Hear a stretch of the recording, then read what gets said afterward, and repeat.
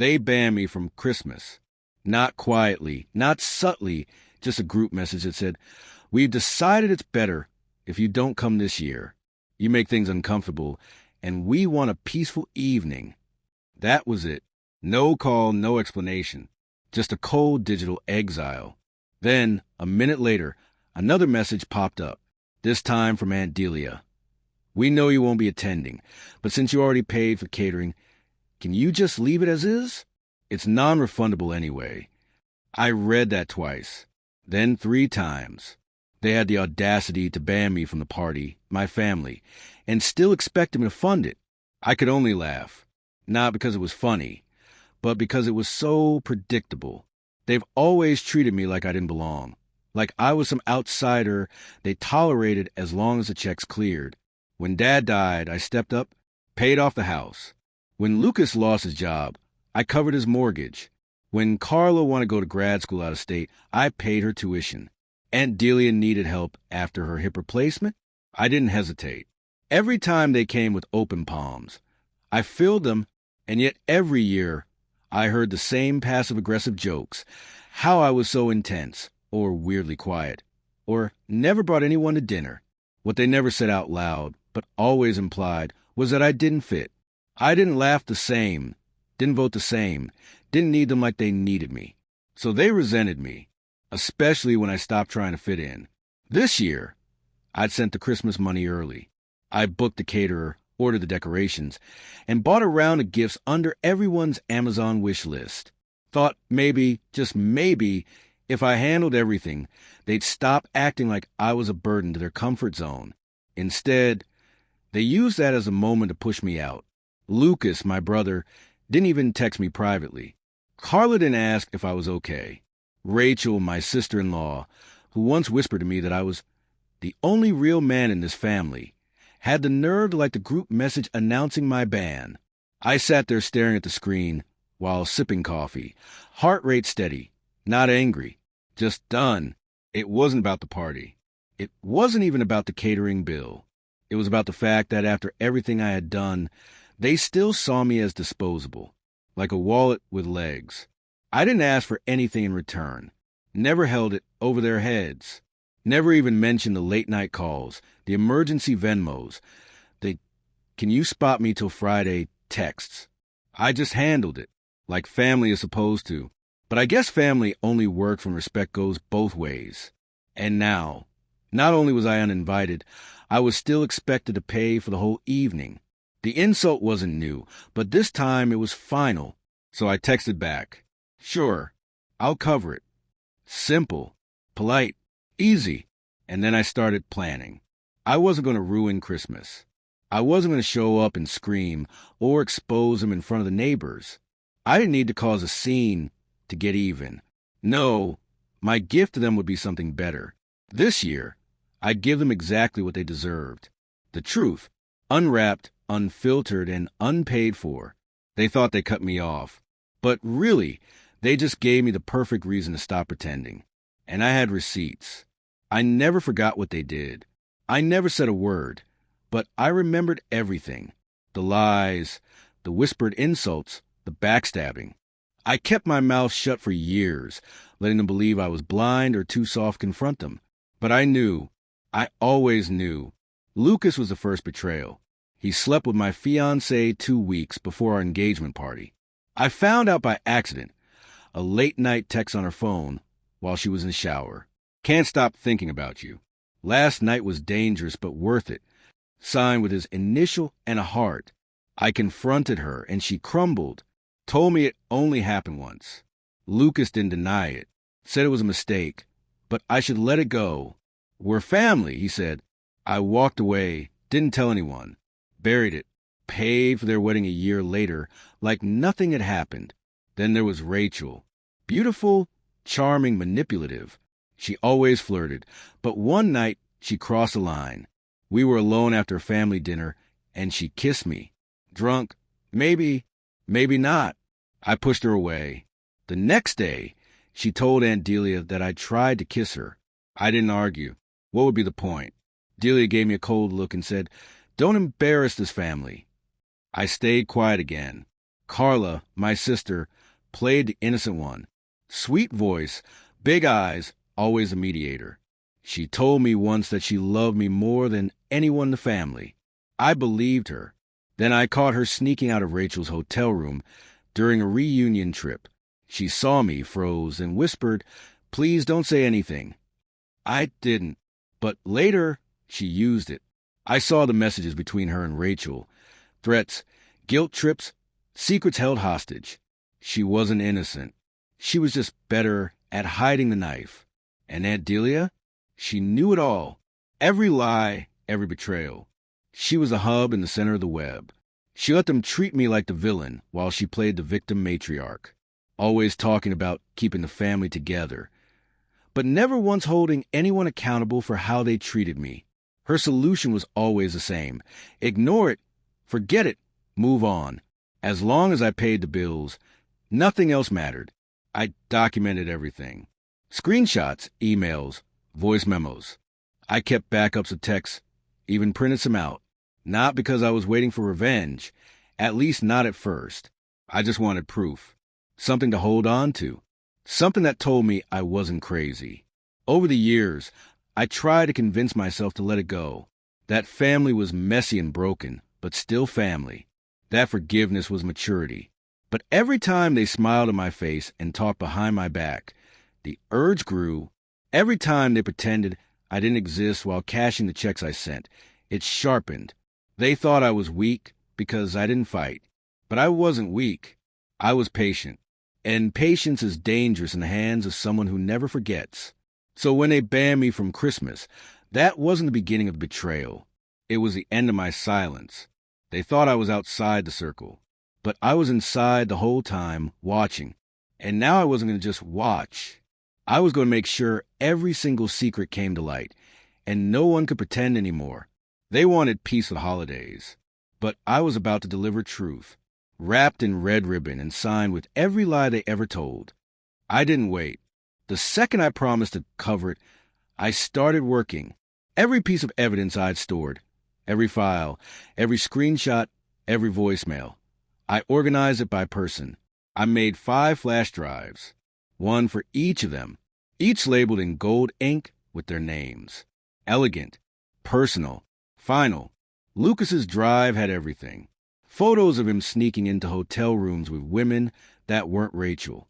A transcript of a message he left my ex, saying he missed their old spark. A screen recording of the burner account he used to message women online. And the kicker, a private message to Rachel admitting the affair with my ex was more than physical. I didn't even need to add commentary. The truth would tear him apart all on its own. Rachel's folder started with her text to me the night she kissed me. You felt it too. Don't lie. Then came the messages she sent to Carla. Explicit, manipulative, and cruel. She played both sides. Told Carla she loved her. Told Lucas she hated her. I included a hidden audio recording from the reunion weekend, where she laughed about having both of them wrapped around her finger. Rachel always loved control. She was about to lose every bit of it. Carla's files were simple. Her screenshots were the cleanest. I included the chat where she threatened to tell Lucas about Rachel if Rachel didn't convince him to stop asking me for money. And a second message to Delia calling me a bottomless ATM. The worst part? She'd sent it right after I covered her student loan payment. Her betrayal didn't even sting. It just confirmed what I already knew. Delia's drive wasn't digital. It was paper. Letters she wrote to my father when he was dying, asking him to leave me out of the will, because Evan won't ever be family the way Lucas and Carla are. I scanned the handwriting, highlighted the worst lines. He's just too different. He doesn't fit our kind of love. I included a voice memo she sent Rachel last year. He exists to pay, not to participate. She could lie about it all she wanted, but not anymore. The final drive I mailed to myself. A copy of everything. Not because I needed proof again, but because I wanted a reminder of why this had to happen. I mailed each package by overnight courier. No sender address. Just sleek black boxes with velvet ribbon. Inside, a holiday card that said, "From Evan, this year you get what you've earned," and the drive. Then I made the calls. Not to them, to the service providers. I canceled Lucas's mortgage autopay, froze Rachel's credit card account, the one under my name, closed Carla's tuition trust, stopped the prescription delivery for Delia, one she had on my insurance plan. I even pulled my donation from the venue hosting the party. They could keep their decorations. I had something better in mind. I made a final donation in their name to a shelter for estranged family members. Sent them the receipt. Tax deductible, of course. I didn't warn them. I didn't threaten. I just acted. No drama. No spectacle. Just truth, time packaged and delivered. I didn't want to humiliate them. That would have been too easy. I wanted them to look each other in the eye and see the rot, to realize they built their family on lies, and I was the only one who never played pretend. They wanted Christmas without me. Fine, but they were about to find out that silence wasn't forgiveness. It was preparation. They received the boxes 2 days before Christmas. I know because Carla texted me, "What the hell is this?" I didn't respond. Then Lucas called. I let it ring. Rachel left a voicemail, her voice shaking, saying, "We need to talk. This isn't funny." Still, I stayed silent. By the time Delia called, she wasn't even pretending to be composed. She screamed into my voicemail, "You've ruined everything. How could you do this to your own family?" I didn't bother replying. That word, family, meant nothing coming from her. Not after what she'd done. Not after everything they all did and expected me to keep buried. I heard from a neighbor the next day that the Christmas Eve dinner was canceled. Something about a family emergency. None of the guests got a full explanation. Just last-minute texts saying plans had changed. The caterer still delivered the food, but no one came to eat it. The perfect meal for a perfectly fake gathering. I picture the scene in my mind, not out of malice. But for closure, Lucas probably blaming Rachel, Rachel turning it on Carla, Carla crying to Delia, and Delia trying to pull the strings like always. Only this time, the strings were cut. There was no one left to manipulate. Every one of them exposed. Not just for what they did to me, but for what they did to each other. They tried calling again. And again. Carla left 5 voicemails. The last one she was crying, begging to meet. Said she didn't know how deep it really went. Lucas sent a long message about family being messy and how we all make mistakes. Rachel tried to deflect, said I was taking things out of context. Delia didn't apologize. Not once. Her only concern was the fallout, her reputation, her image. That had always been her religion. I blocked them all, not out of spite, out of necessity.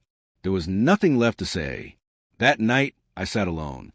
No tree, no gifts, no fake cheer, just peace.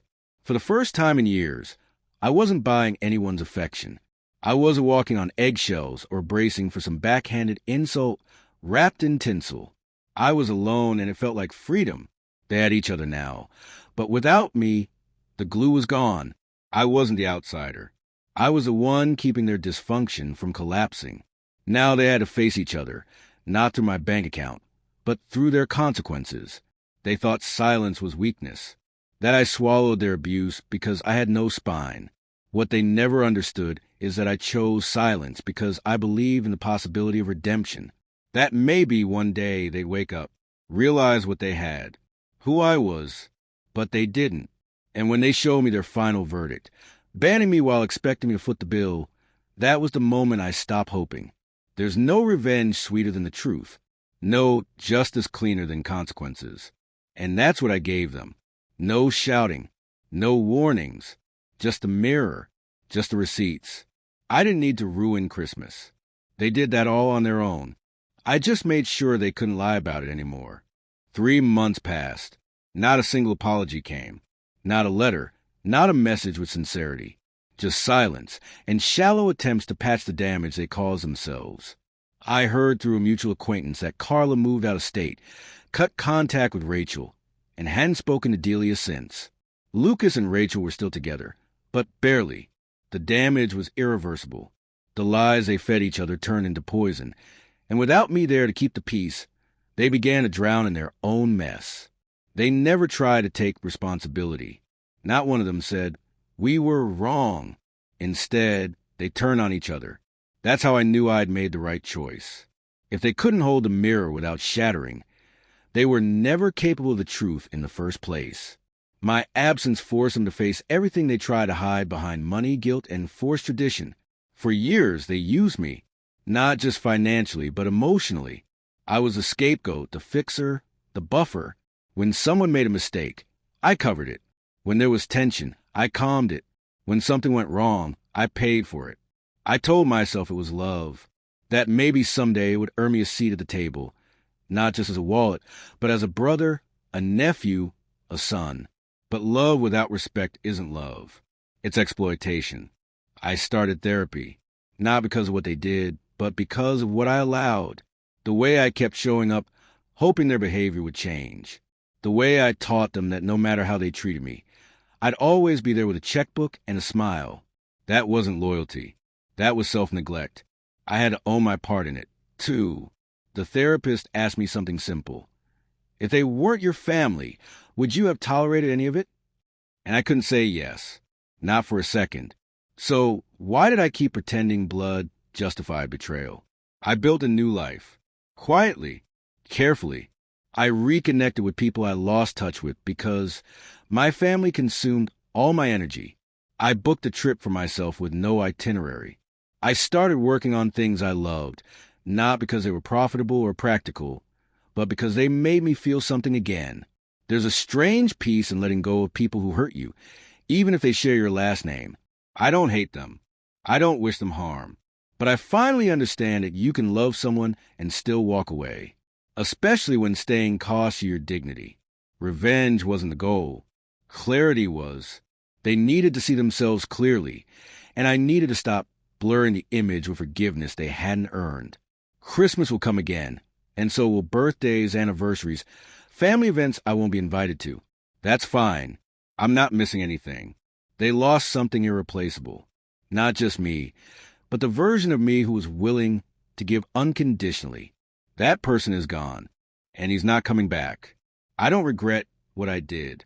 If anything, I regret not doing it sooner. Sometimes the only way to fix a broken system is to step out of it entirely. Let it fall. Let them see what they built when no one's left to hold it up. They banned me from Christmas. Now they can live with the silence they created. And for the first time in my life, I can finally hear myself think,